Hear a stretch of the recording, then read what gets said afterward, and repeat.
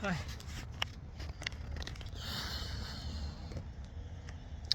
Good afternoon. It's about 5. No, it's about 4 p.m. here. Kumusta po kayo lahat? Hope you're doing fine. You're good. All are smooth. Well,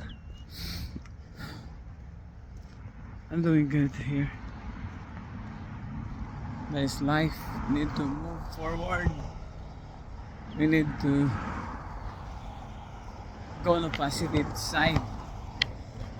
There's no room of negatives in life. The word of the Lord for today is in John 14:6. It says, Jesus said, I am the way, the truth, and the life. No one comes to the Father but by me. Para po bang minsan po I was thinking of na bakit ang hirap intindihin. Bakit napakaraming questions? Or bakit parang ang hirap unawain?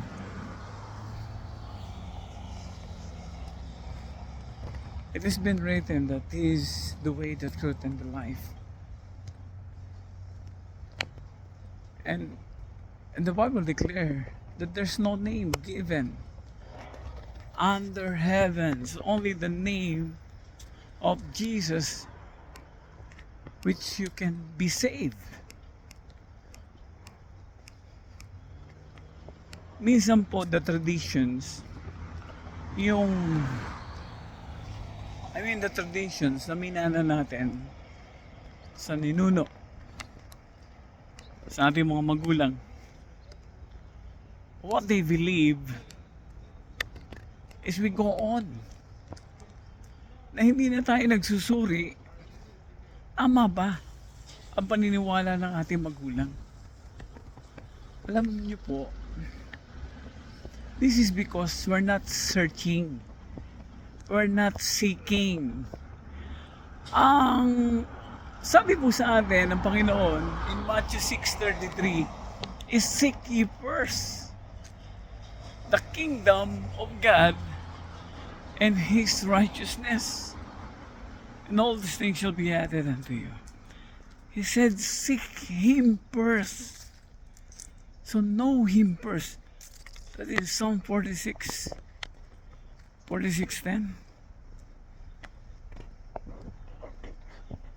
Know that I am God. Be still.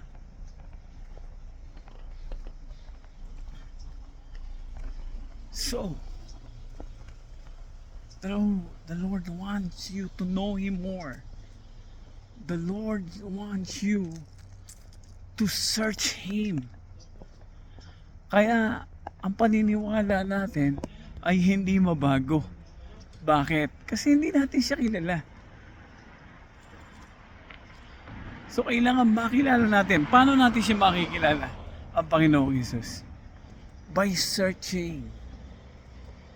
In Romans 10:17, it says, faith comes hearing, and hearing the Word of God. So sa pagkakarinig natin, tayo ay mababago yung pananaw natin. Mababago yung paniniwala natin. Para po yung para yung balita. We heard the news. Sometimes that's news we believe right away, right? For example, ang sabi sa balita, magandang balita. 2 kalbo nagsabunutan.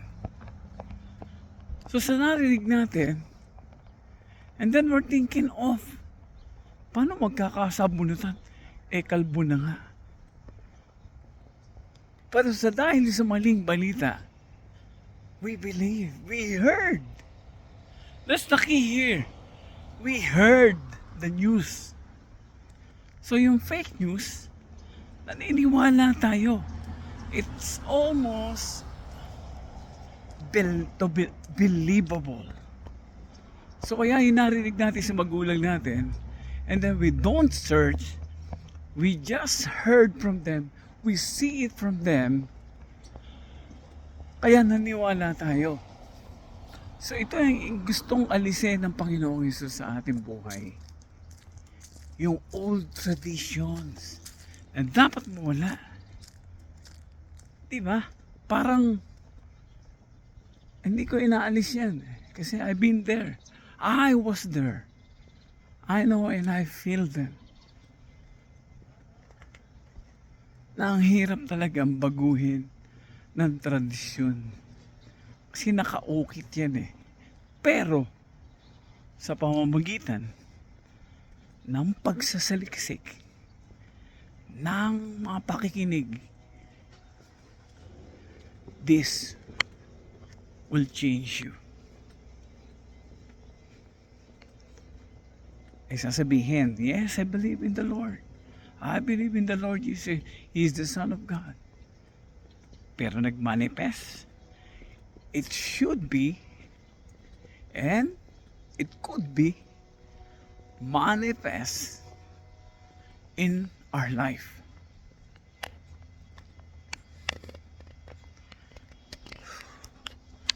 So, brother and sister, isa lang ang key. Come and search Him. Magpapasaliksik siya sa atin. Kasi kung para sa iyo lang, we need, ito ang kailangan eh. We need to be open-minded sa mga nagsasalita. Nagtanong ka? Pag nagtanong ka, you need to be open-minded. Nagtanong ka eh. Nagsasaliksik ka.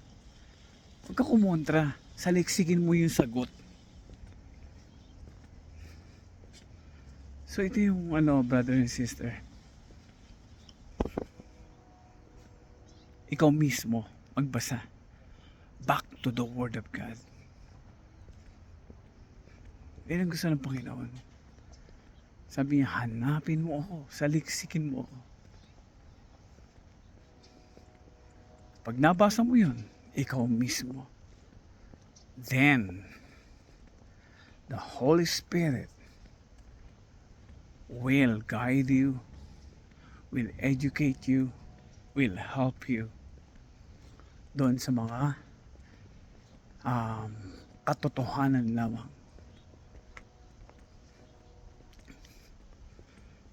So then, brother and sister, sana po may napulot kayong lesson na hindi tayo pwedeng basta-basta iedad na lamang dun sa ating paniniwala in the tradition that we had before. Diba? Kailangan natin is let God reign